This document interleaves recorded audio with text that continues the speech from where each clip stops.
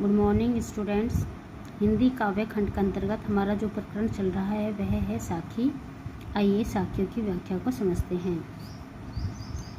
माया दीपक नर पतंग भ्रमि भ्रमि इवे पड़ंत, कहे कबीर गुरु ज्ञान ते एक याद उबरंत। कबीरा एक याद उबरंत।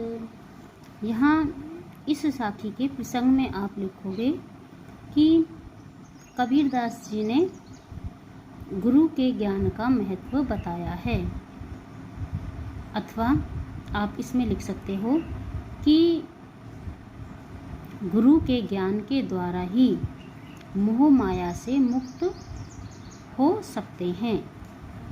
अब इसकी व्याख्या को समझेंगे।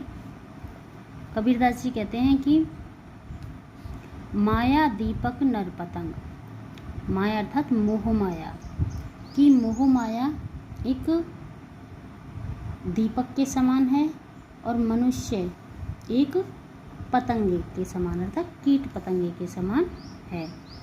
भ्रमि भ्रमि इवे पड़ंत, भ्रमि भ्रमि अर्थात भ्रमित होकर या बार बार, इवे पड़ंत इसमें पड़ जाता है अर्थात आकर्षित होता है।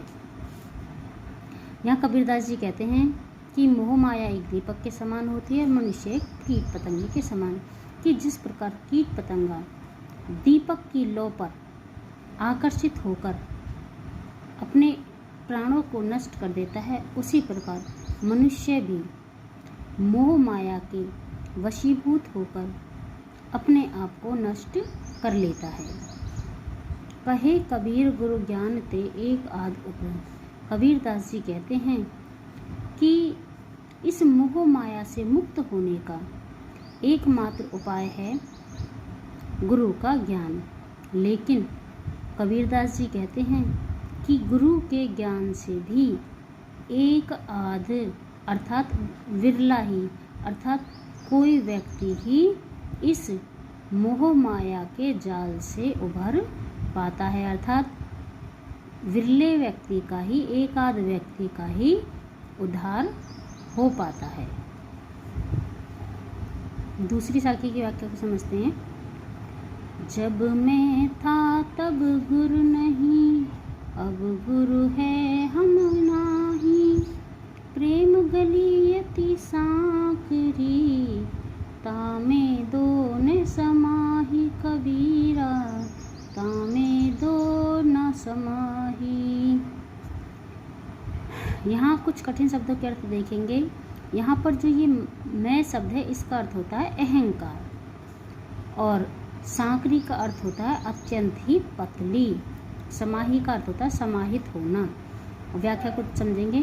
कबीरदास जी कहते हैं जब मैं था तब गुरु नहीं, अर्थात जब मेरे अंदर अहंकार था, मैं था अर्थात जब मेरे अंदर अहंकार था, घमंड था, तब मैंने गुरु के महत्व को नहीं समझा। अब गुरु है हम नहीं, और जब मैंने गुरु के महत्व को समझ लिया तो मेरे अंदर से अहंकार, हम अर्थात अहंकार जो है वो नष्ट हो गया। प्रेम गली अति सांकरी। कबीरदास जी कहते हैं कि प्रेम रूपी जो गली होती है वह बहुत ही पतली होती है, बहुत ही संकरी होती है। तामे दोनों समाही, उसमें दोनों एक साथ समाहित नहीं हो सकते हैं। दोनों का अर्थ है यहाँ पर कि गुरु का ज्ञान और घमंड, अर्थात प्रेम रूपी गली में गुरु का ज्ञान और घमंड दोनों एक साथ समाहित नहीं हो सकते हैं। जब व्यक्ति के अंदर घमंड होता है तो वो गुरु के महत्व को नहीं समझता, और जब व्यक्ति गुरु के महत्व को समझ जाता है तो उसके अंदर से घमंड समाप्त हो जाता है।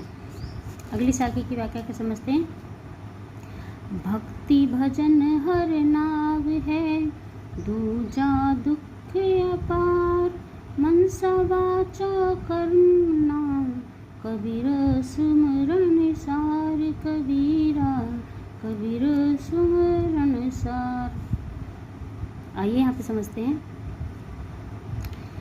यहाँ कबीरदास जी कहते हैं भक्ति भजन हरि नाव है, अर्थात हरि अर्थात भगवान की भक्ति और भजन एक नाव के समान है।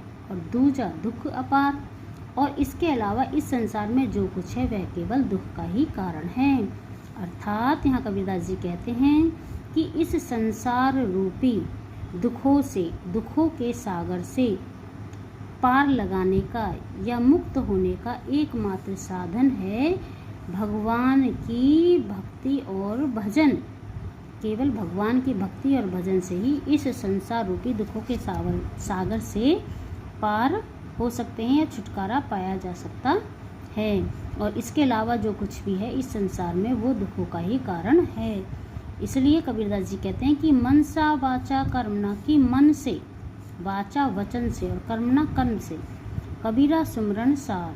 सुमिरन यानी कि राम के नाम का, भगवान के नाम का स्मरण करना चाहिए। कबीरदास जी कहते हैं यदि संसार रूपी भव सागर से या दुखों के सागर से पार होना चाहते हो तो हमें मन से, वचन से और कर्म से भगवान के नाम का स्मरण करना चाहिए। अर्थात भगवान के नाम का स्मरण या भगवान के नाम को याद करना चाहिए।